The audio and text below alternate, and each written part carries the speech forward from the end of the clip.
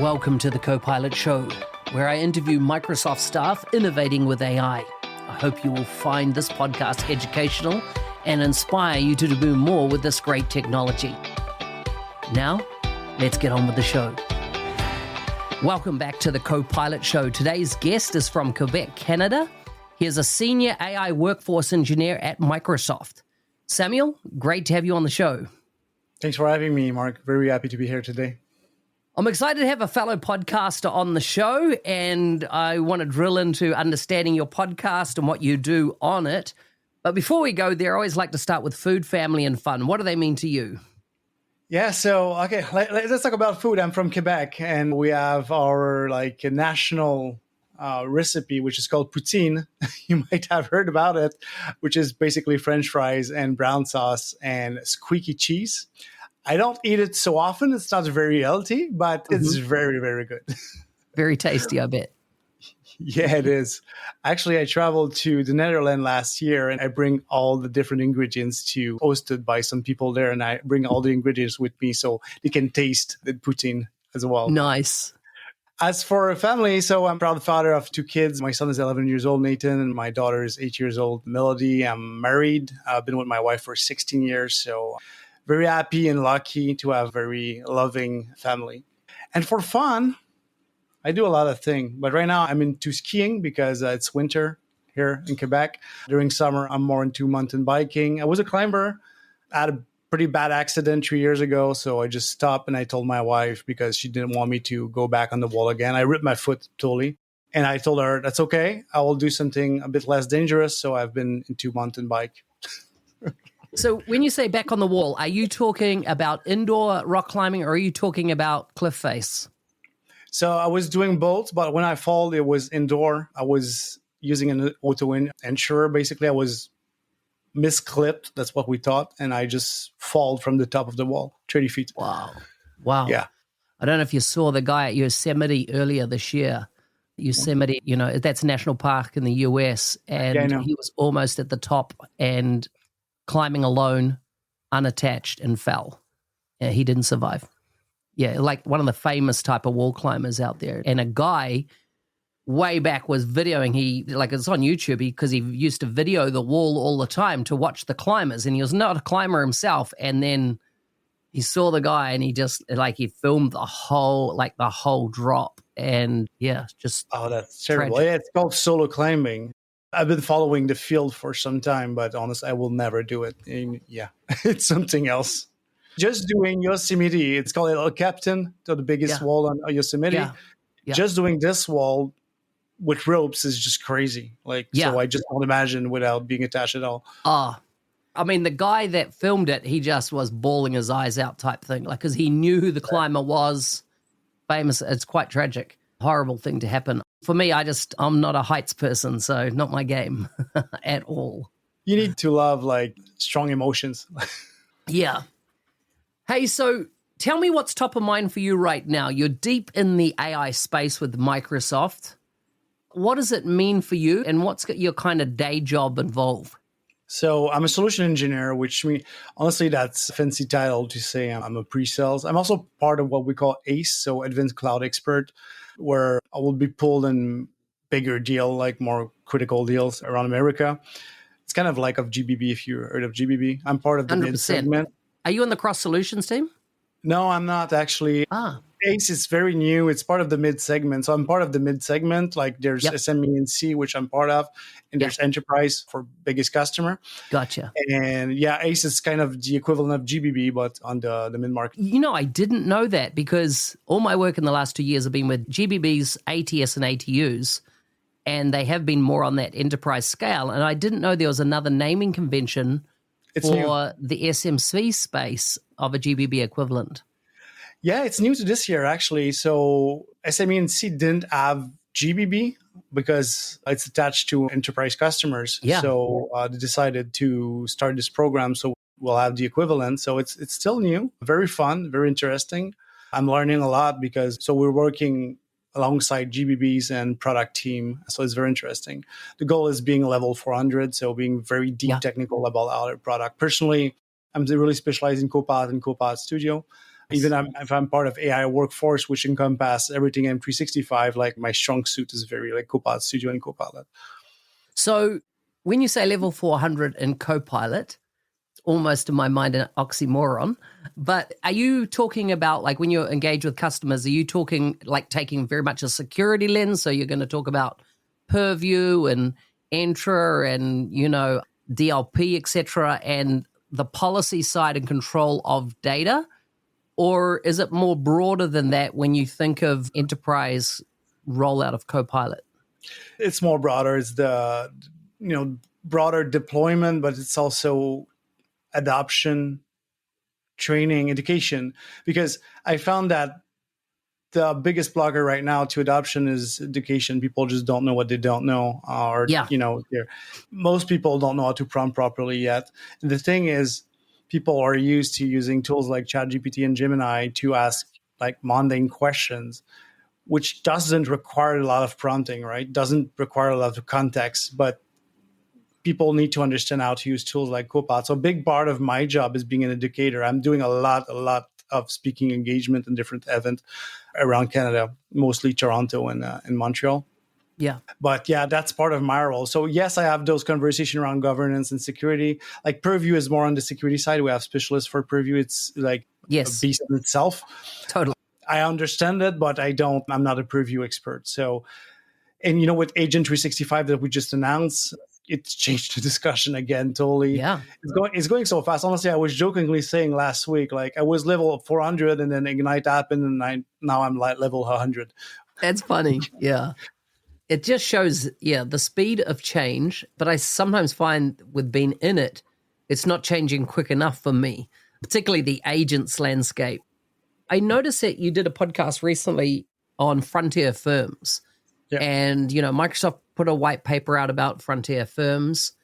And I want some clarification from you. Do you see frontier firms in Microsoft's white paper on this more aimed at the enterprise? With you being an SMC, do you still see it applying? I'm still seeing it applying. I think being a frontier firm is applying to any kind of organization, even smaller organization, because the goal of being a frontier firm is trying to use AI everywhere. Like if you summarize it at a very high level, is giving every employee an AI tool they can work on, a personal assistant. And the second stage is letting everyone and the organization itself starting working with agent and having them as co-worker. So I think even smaller organization will get even more benefit than bigger organization, because when you're a small organization, you lack the budget, you lack the time, you lack a bunch of stuff where AI can really help you make a difference. So I think that this concept of frontier firm really apply to everyone. It's a real leveler in a way, right? Is that you can get incredible technology at a super affordable price. And if you're a company of one or a company of five, those numbers are not high investment costs compared to with the potential ROI on your investment if your staff are trained well, if you're really exploring kind of how would we reinvent our business with an AI lens. Because one of the things I've noticed is that a lot of companies are looking, how do we bolt AI onto our processes rather than how do we reinvent ourselves with an AI mindset? And that's part of the frontier firm. So thanks for bringing that on, because it's reinventing your organization with AI. You can't do the same thing you were doing for the last 20 years with AI. You want to really optimize your process and rethinking the whole thing. And you can use AI to help you with the brainstorming and finding new ways and new processes. Like where I see organization having the more success is starting from scratch and saying, okay, what's your goal? What are you trying to achieve? Now let's do it with AI. Like forget about the old processes. Something that was taking, 50 steps might take 5 steps using AI, because now you have agents that can work together, can collaborate with your team as well. So it's total change of paradigm. And I think it's hard for people to, first it's going very fast. So it's hard for people to understand what's the vision and where they can leverage it exactly. Yeah. I'm always interested in exploring what are the unique situations that companies are applying AI and using. And I came up with one recently, which I've told a lot of people about. It's a large law firm in the US. And they had a legal process or a matter that they did.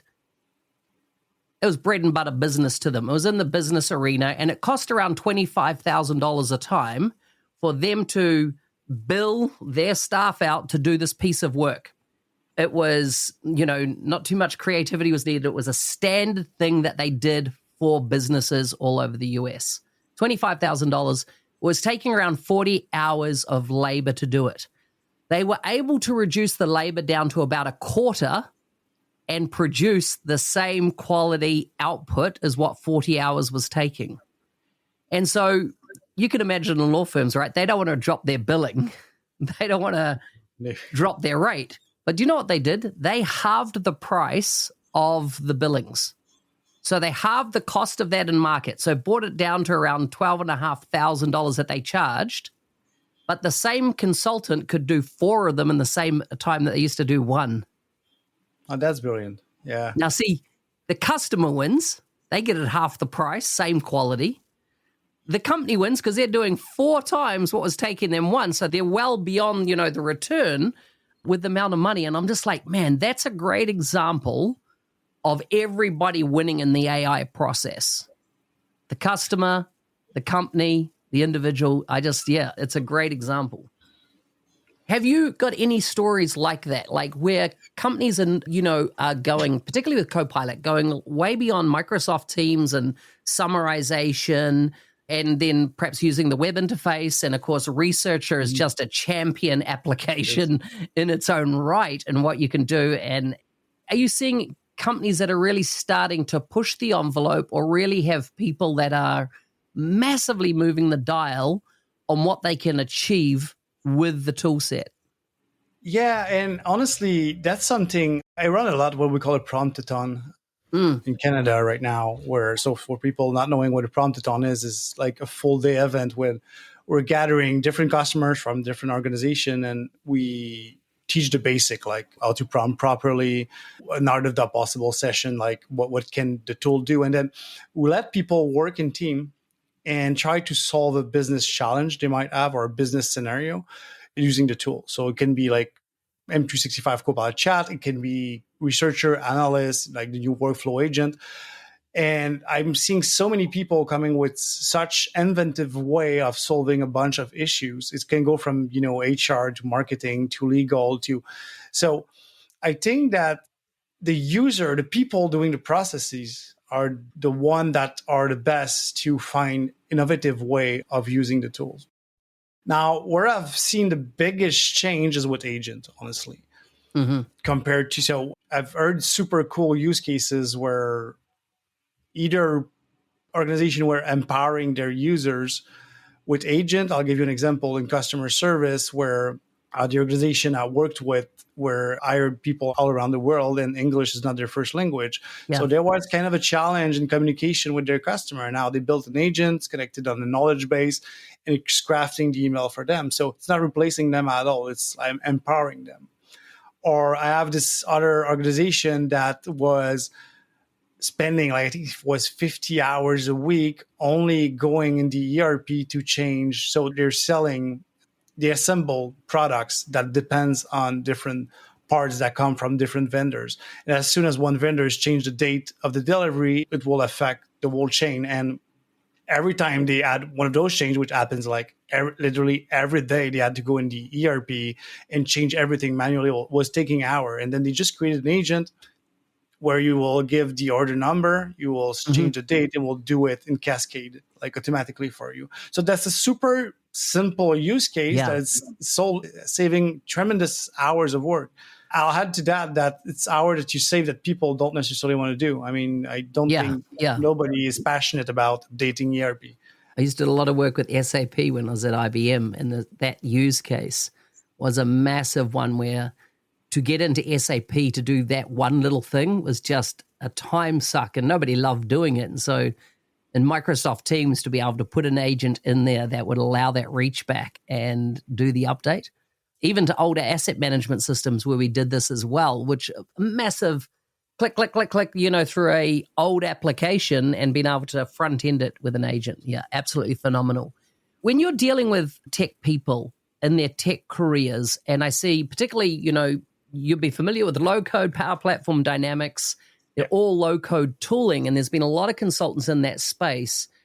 And I see many of them in a way fearful of AI, like what's the implication? Microsoft even at their most recent events like the Power Platform Community Conference in Vegas and then Ignite in San Francisco in the last month, there's this move to, intelligent apps, enterprise vibe coding, and people are, is low code going away? In fact, Charles Lamana had low code is dead on his slide in Vegas.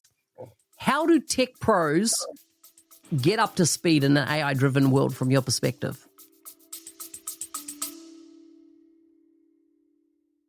Rolling out Microsoft 365 Copilot licenses isn't enough. You need an adoption plan to get people using it well. In our new book, published by Microsoft, we offer a practical guide to successful Copilot adoption. Many leaders believe in the why of Copilot and AI, but they need guidance on how, from practical frameworks to enabling champions and measuring impact. Get your copy of Microsoft 365 Copilot Adoption now from Amazon or find a link in the show notes. If you find out, please let me know, because even us, it's hard to follow the pace, because specifically if you're a tech expert and you're working with multiple technologies, it's going fast for everyone. I'll say use it. That's my top trick. I'm using it everywhere I can. And as soon as I heard something new is released, I'll try to add it to my workflow. Yeah. But other than that, I'll be honest, it's like this morning, a customer was asking me, can you send me documentation on how to use Copilot? I'm saying, like, yes, I can bury you in documentation. I don't think it will be helpful. You need to really put your hands on it and understand how it works and add it to your daily workflow. But I found that so many people are so busy that they just don't want to do that. And they continue working like they've been working in the last decade because they feel they don't have time to learn those new skills. Yeah. But this is a big mistake. I mean, you need to spend, if you have to block a whole day to get up to speed and start finding new ways of adding this to your workflow, like do it, because the more we go forward, the more complicated it gets. So, yeah. And Promptathon, like the event I was mentioning earlier, is there for that. Like, where you're taking a one full day to understand what it can do and try to envision how you can use it to improve your work. Yeah, I totally believe we're in a day of its skill. Applied skill is more important than knowledge. You can't be a theorist or an academic about AI. You have to be hands-on on it, etc., if you're going to personally, get that value.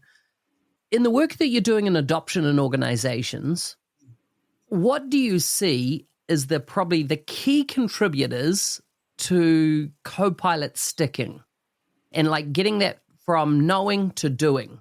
If you were to summarize the ingredients of AI adoption success in a enterprise or in a company that's perhaps just bought Copilot licenses, they're not on Copilot Studio yet, they've moved beyond the Copilot chat, they got the licenses. What are the tellers for you that when they come to renewal, it's going to be a no-brainer for them to sign the renewal? So I think you need a strong push from top to bottom, but bottom up as well. So let me explain what I mean by that. Is that you need to have full support from the executive in the vision and telling people that's the way we're going for X reason, like mostly to improve productivity and to make sure that your workforce will be prepared for the future. So, I mean, from my perspective, as a leader of an organization, you're making a gift to your employees by making sure they know how to use those tools. Because, like, you've seen it pretty much everywhere, like the saying that you won't lose your job to an AI, you will lose your job to somebody using an AI. And I honestly think it's true, because this person will accomplish 2, 3, 4 times more than you do. Yeah. Or be more creative, because they can brainstorm with AI, because they will have more time on hand to think of new ways of working.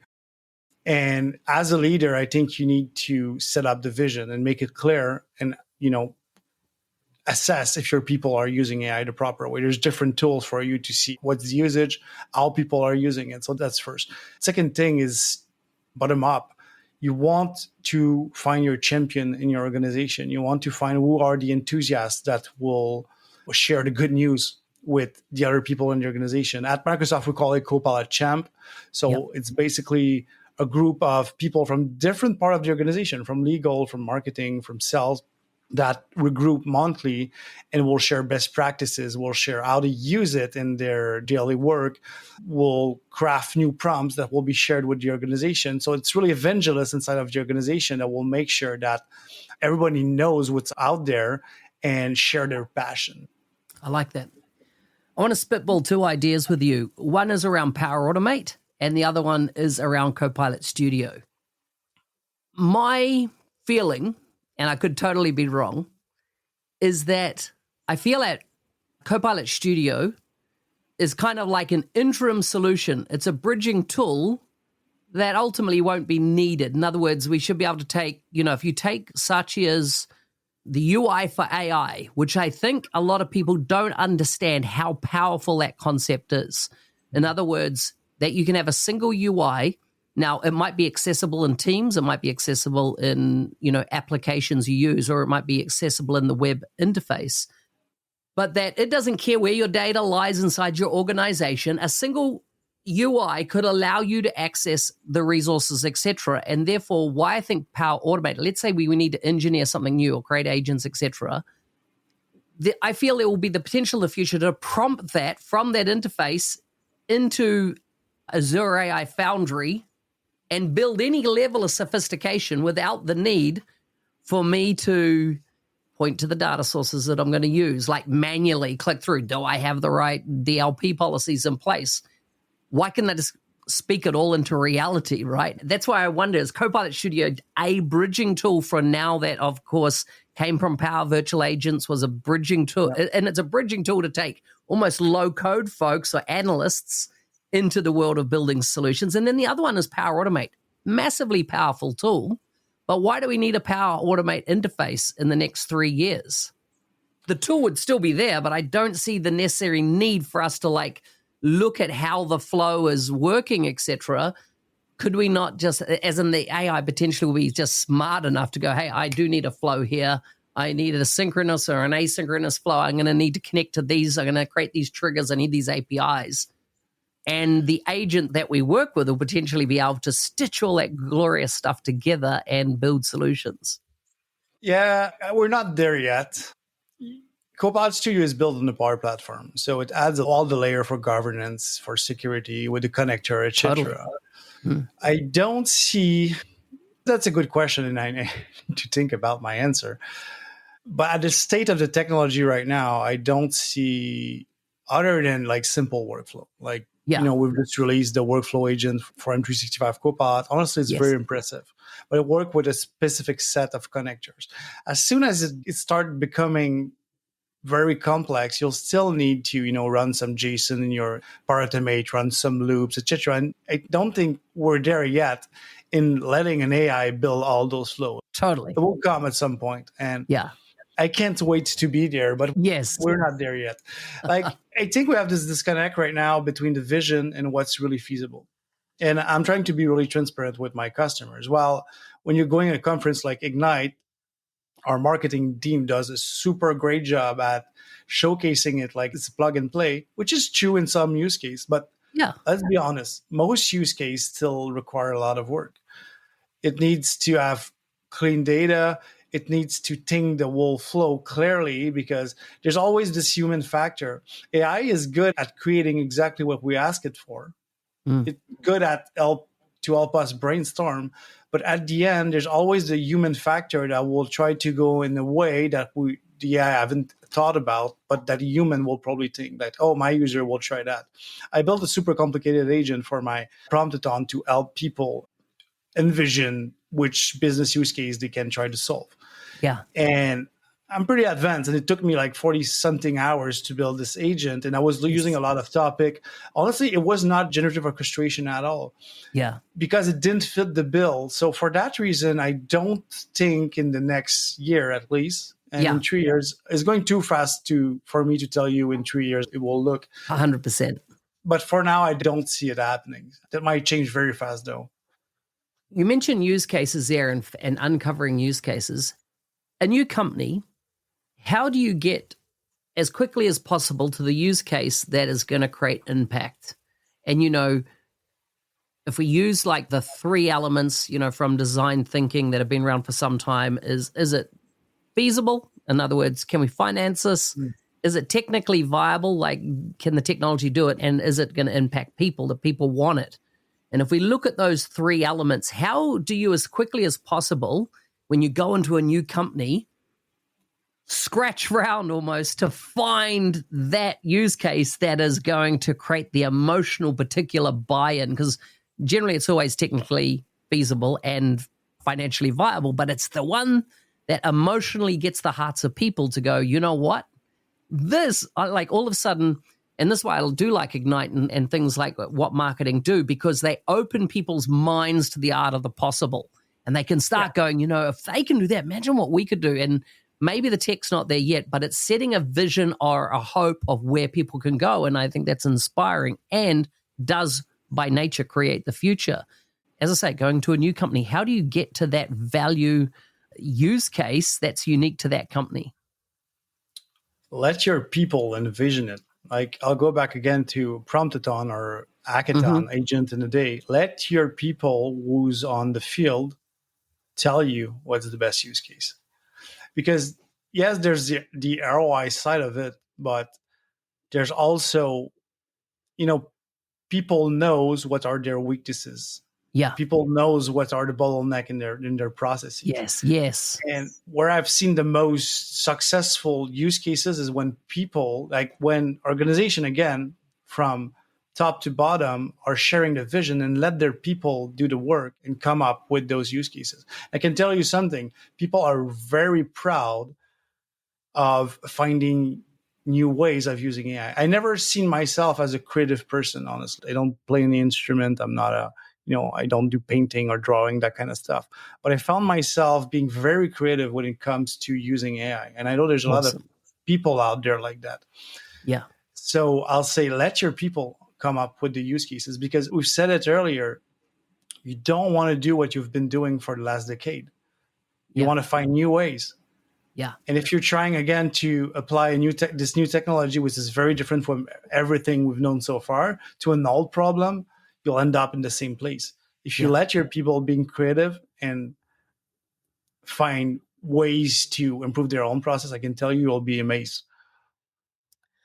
I want to wrap up with this final thing. If I was to condense your last 4 to 6 weeks, how are you using AI? What are the different scenarios that you personally, are you using AI either in your personal life or in your professional life? What are all the different ways you use it?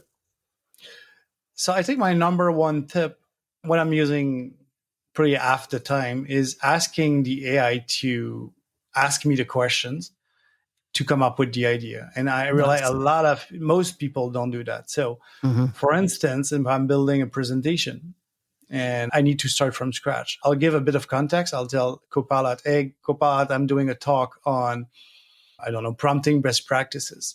My audience is C-level executive. Ask me enough question until you understand enough of what I need to help me build this presentation.